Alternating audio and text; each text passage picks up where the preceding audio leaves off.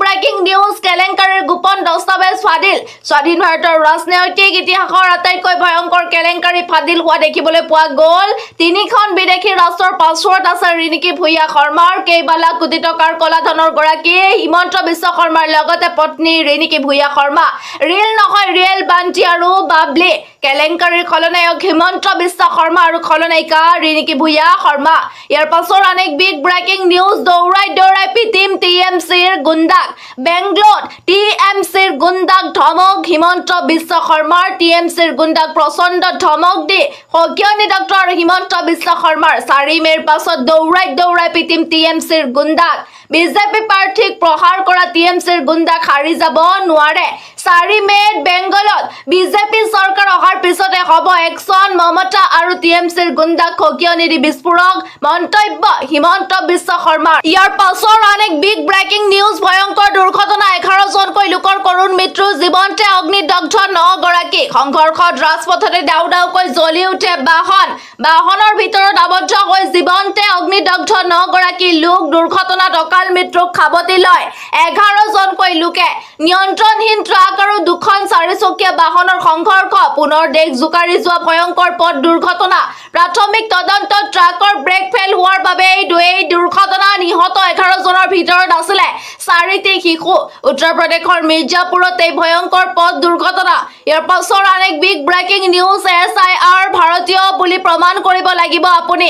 বৃহৎ মন্তব্য হিমন্ত বিশ্ব শৰ্মাৰ। ৰাজ্যৰ ভোটাৰ তালিকাৰ কৰা হ'ব সংশোধন। ভোটাৰ তালিকাৰ পৰা কৰ্তন হ'ব লাখ লাখ সন্দেহজনক লোকৰ নাম। অসমত SIRৰ বৃহৎ ইংগিত মুখ্যমন্ত্ৰী ডক্টৰ হিমন্ত বিশ্ব শৰ্মাৰ। ভোটাৰ তালিকাৰ পৰা কৰ্তন হ'ব লাখ লাখ সন্দেহজনক লোকৰ নাম। নথি পত্ৰ সঠিক নহ'লে নাম নাথাকিব আপোনাৰ।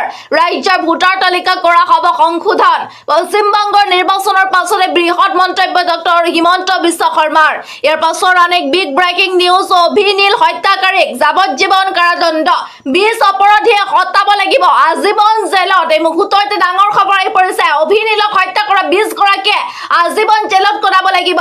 আলফাজু চিমুঙৰ নেতৃত্বতে সংঘটিত হৈছিলে ভয়ংকৰ কাণ্ড। দিনজোৰা বিতৰ্কৰ পাছত এই ৰায়দান। এয়া ইচ্ছাকৃত হত্যাকাণ্ড নাছিলে বুলি যুক্তি দৰ্শাইছিলে অপৰাধীৰ অধিবক্তাই। 8 বছৰৰ অন্তত শাস্তিৰ ঘোষণা। নগাঁও সত্ৰ ন্যায়াধীশ আদালতৰ ৰূপসিং ক্ৰমে মৃত্যুৰ পাছতো অভিনীলক বলদাৰেৰে বাৰম্বাৰ কৰিছিলে প্ৰহাৰ। ইয়াৰ পাছৰ অনেক বিগ ব্ৰেকিং নিউজ। থানাৰ ভিতৰতে অচেতন হৈ পৰিলে ভিক্টৰ দাস। আজি পুৱা আটক কৰা হৈছিলে ভিক্টৰ দাসক। জালুকবাৰী থানাত জেৰা চলাই থকা হৈছিলে ভিক্টৰক। আৰক্ষী থানাৰ ভিতৰতে অচেতন হৈ পৰিলে ভিক্টৰ দাস। বৰ্তমান আয়ুৰ্বেদিক কলেজ হস্পিতাললৈ নিয়া হৈছে ভিক্টৰ দাসক। জালুকবাৰী থানাৰ ভিতৰতে অচেতন ভিক্টৰ দাস। পত্নীৰ গোচৰৰ ভিত্তিত আটক কৰা হৈছিলে ভিক্টৰক।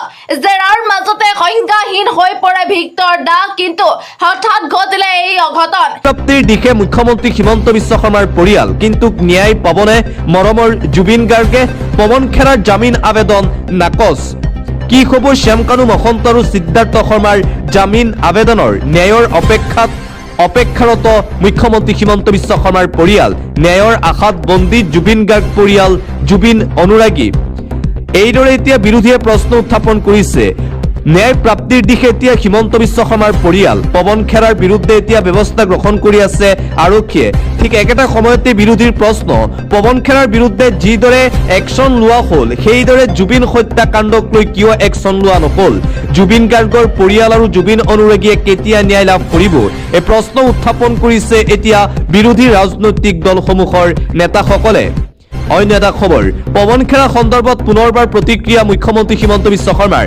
নিৰ্বাচনী আচৰণ বিধি বলবৎ হৈ থকাৰ বাবে মই একো মন্তব্য নকৰোঁ। গোচৰটোৰ যি ফলাফল হ'ব সেয়া সম্পূৰ্ণৰূপে নিৰ্ভৰ কৰিব অসম আৰক্ষীৰ ওপৰত। 4 মে তাৰিখৰ পাছত যদি মই ক্ষমতালৈ পুনৰ আহোঁ তেতিয়া সেই গোচৰটো মই পুনৰ চাম। গুৱাহাটী উচ্চ ন্যায়ালয়ে কংগ্ৰেছ নেতা পৱন খেৰাৰ অগ্ৰিম জামিনৰ আবেদন নাকচ কৰাৰ পাছতেই পশ্চিমবংগত নিৰ্বাচনী প্ৰচাৰত এইদৰে মন্তব্য কৰিছে মুখ্যমন্ত্ৰী ডক্টৰ হিমন্ত বিশ্ব শৰ্মাই। 4 মে তাৰিখে যদি পুনৰবাৰ মুখ্যমন্ত্ৰী হিমন্ত বিশ্ব শৰ্মা অসমৰ মুখ্যমন্ত্ৰী হয় তেন্তে পৱন খেৰাৰ বিৰুদ্ধে একশ্যন লোৱা হ'ব বুলি পশ্চিমবংগৰ ভূমিৰ পৰাই হুংকাৰ প্ৰদান কৰিছে হিমন্ত বিশ্ব শৰ্মাই। অন্য এটা খবৰ, নাৰী শক্তি বন্দন অধিনিয়ম বিধেয়কখন সংসদত গৃহীত কৰাত ব্যৰ্থ হোৱাৰ পিছত বিজেপিয়ে বিৰোধী কংগ্ৰেছ মিত্ৰজোঁটৰ বিৰুদ্ধে দেশজুৰি আৰম্ভ কৰিছে এলানি প্ৰতিবাদী কাৰ্যসূচী।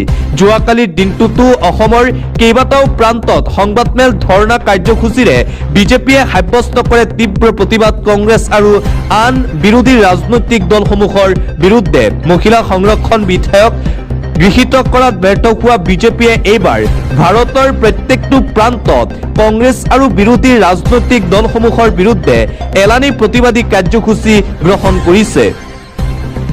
এটা বিশেষ খবৰ, গুৱাহাটীৰ কৃত্ৰিম বানপানীক লৈ এইবাৰ অদ্ভুত মন্তব্য কৰিছে সাংসদ বিজলী কলিতা মেধিয়ে। গুৱাহাটী মহানগৰীৰ কৃত্ৰিম বানৰ বাবে দোষী কংগ্ৰেছ দল। কংগ্ৰেছে কৰা এই সমস্যাসমূহ এতিয়া বিজেপি দলে নিৰাময় কৰাৰ ব্যৱস্থা হাতত লৈছে। কংগ্ৰেছে সব প্লান নষ্ট কৰি থৈ গৈছিল। কংগ্ৰেছৰ আনপ্লান ব্যৱস্থাৰ বাবে এতিয়া গুৱাহাটী মহানগৰীত কৃত্ৰিম বানপানী হয়। গুৱাহাটী মহানগৰীত যি কৃত্ৰিম বানৰ কবলত পৰে আৰু যাৰ বাবে গুৱাহাটী মহানগৰবাসী ৰাইজৰ হাৰাশাস্তি হয় আৰু সেই গুৱাহাটী মহানগৰীৰ কৃত্ৰিম বানপানীৰ বাবে কংগ্ৰেছ দলক এতিয়া দোষাৰোপ কৰিছে সাংসদ বিজলী কলিতা মেধিয়ে। আন এটা গুৰুত্বপূৰ্ণ খবৰ, প্ৰায় 8 বছৰৰ অন্তত অভিনীলৰ হত্যাকাৰীৰ শাস্তি ঘোষণা কৰা হৈছে যোৱাকালি।